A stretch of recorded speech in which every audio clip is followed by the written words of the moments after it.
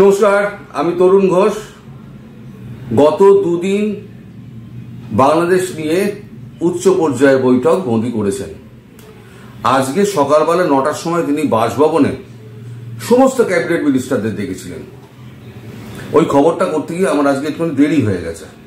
Meeting ভাঙার পরেতে তারপর সবাই মিলে স্বরাষ্ট্রমন্ত্রী অমিত শাহকে ধরেছিলেন যে কি হচ্ছে বলুন, সরকার যদি একেবারে কিছু না বলে তাহলে পরে আমরা কি করব।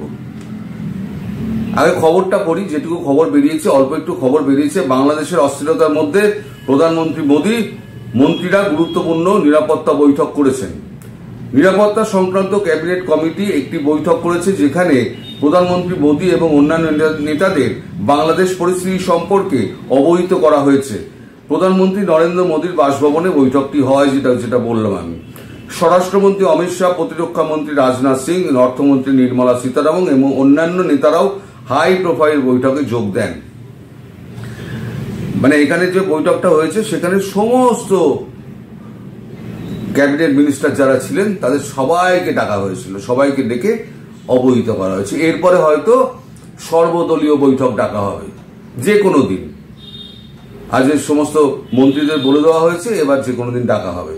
এবার যখন বৈঠক শেষে যখন সবাই বেরোচ্ছে তখন সবাই মিলে সাংবাদিকরা চেপে ধরেন স্বরাষ্ট্রমন্ত্রী অমিত শাহকে, যে কি হচ্ছে একটু তো বলুন। শনিবার বৈঠক হলো, রবিবার বৈঠক হলো, আজকে বৈঠক হচ্ছে সকালবেলা প্রধানমন্ত্রীর বাসভবনে, হচ্ছে এটা কি? সেখানে স্বরাষ্ট্রমন্ত্রী ছোট চারটে কথা বলেছেন, কথাটা কিন্তু খুব মন দিয়ে শুনবেন। আমি বলছি, টাইমস অফ ইন্ডিয়া যেটা তুলে দিয়েছে। এই প্রসঙ্গে কেন্দ্রীয় স্বরাষ্ট্রমন্ত্রী বলেন, যদি প্রতিবেশী দেশের সম্মানের সঙ্গে বাঁচতে না পারেন, এ দেশে শরণার্থী হয়ে এসে থাকেন, তাহলে আমরা কি করব? আমরা নীরব দর্শক হয়ে বসে থাকতে পারি না। বাংলাদেশের সাম্প্রতিক পরিস্থিতির পরিপ্রেক্ষিতে স্বরাষ্ট্রমন্ত্রীর এই মন্তব্য তাৎপর্যপূর্ণ বলেই মনে করছে রাজনৈতিক শিবির।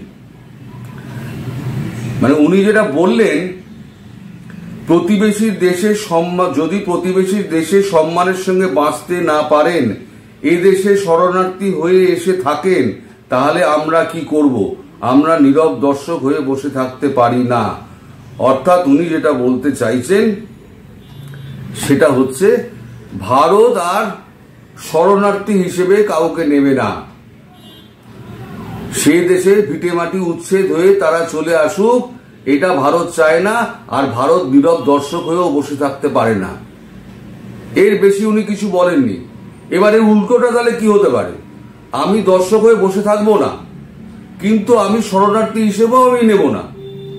তাহলে উল্টোটা হচ্ছে এমন একটা ব্যবস্থা করা যেখানে তারা ভিটে মাটি ছেড়ে উচ্ছেদ হবেন না, অথচ তারা ওখানে ভালোভাবে নিরাপত্তার সঙ্গে তারা বাস করবেন। এটাই হচ্ছে উল্টো দিকের খবর।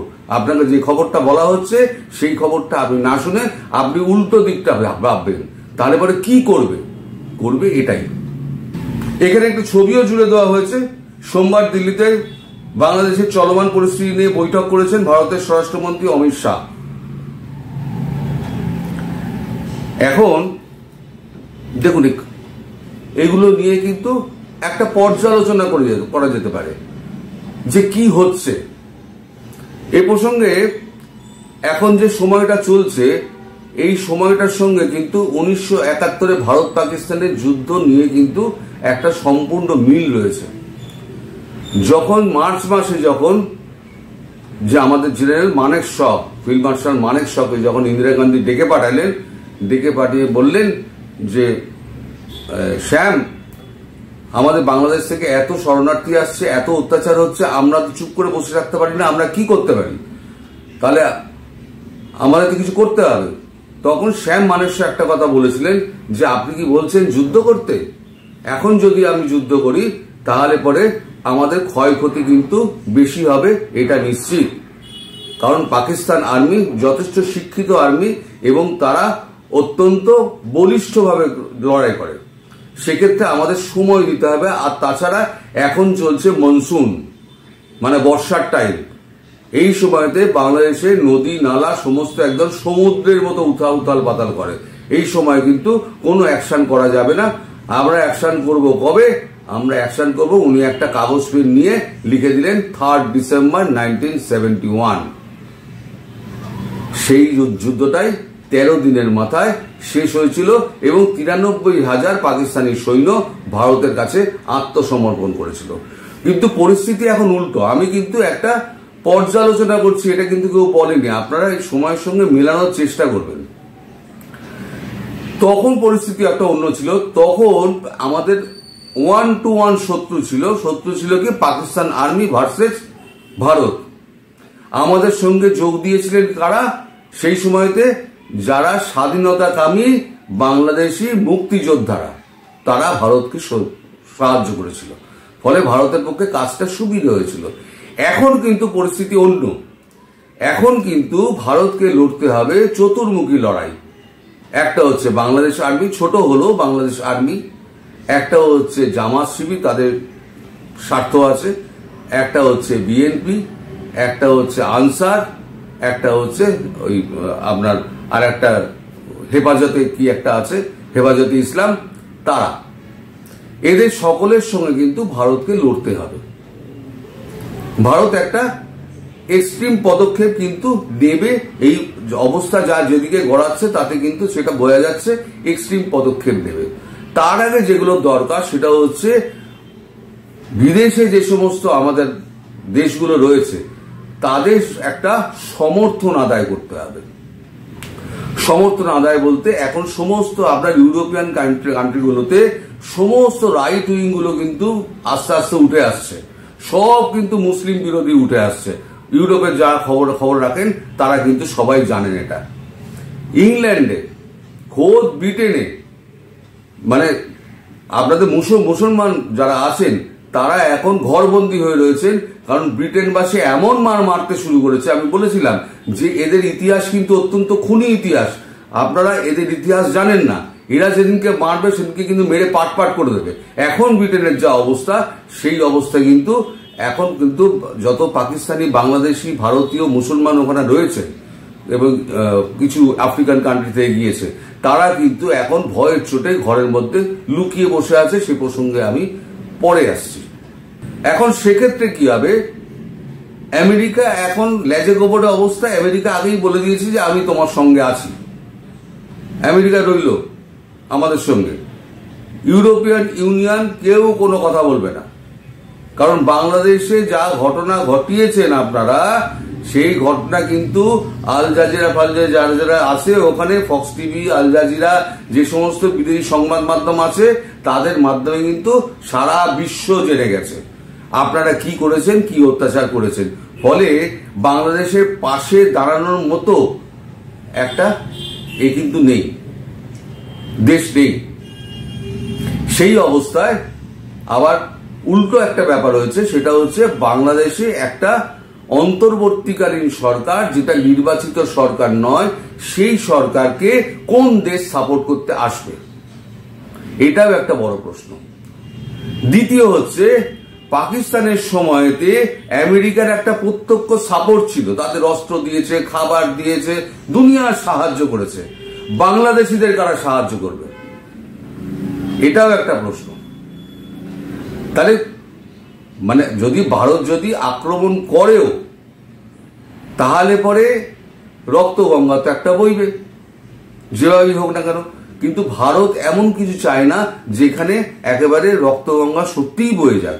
সেক্ষেত্রে একটা উপায়, অনেকগুলো পথ বাছা হচ্ছে, অপশন খোঁজা হচ্ছে।